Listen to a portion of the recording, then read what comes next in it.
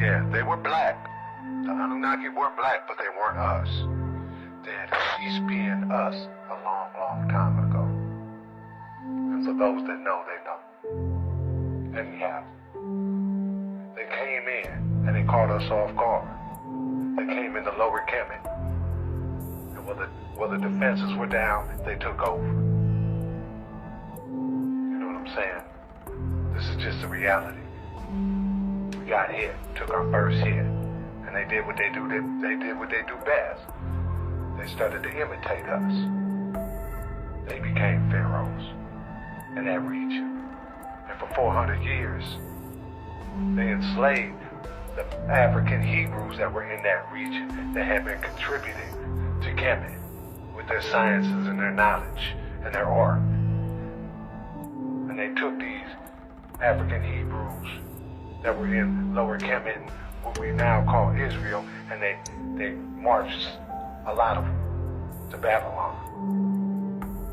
They marched them to Babylon, enslaved them, and forced them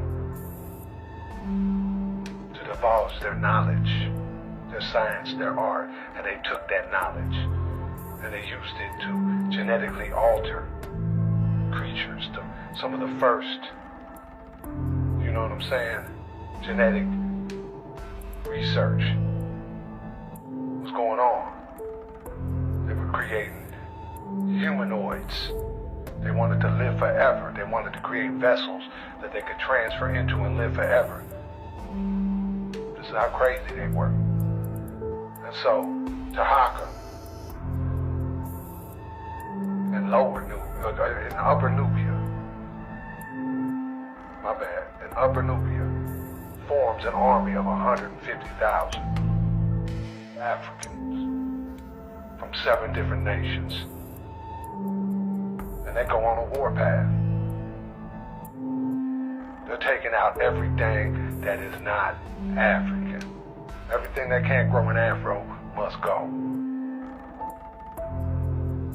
Plus, they're coming to get the Hebrews. These are their brothers. Through blood. You understand me?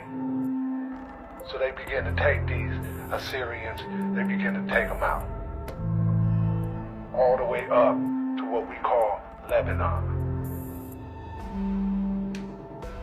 And when Taraka gets up to this region, he realizes, damn, his troops start talking about seeing these giants, these hairy giants, half men, half beasts, that they're fighting up in these mountains, Assyria.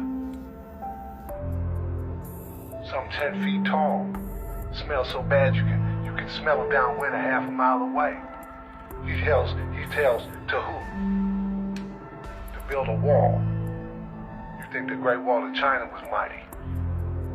They built this wall knowing that this wall could block these beasts from ever entering the Holy Lands again.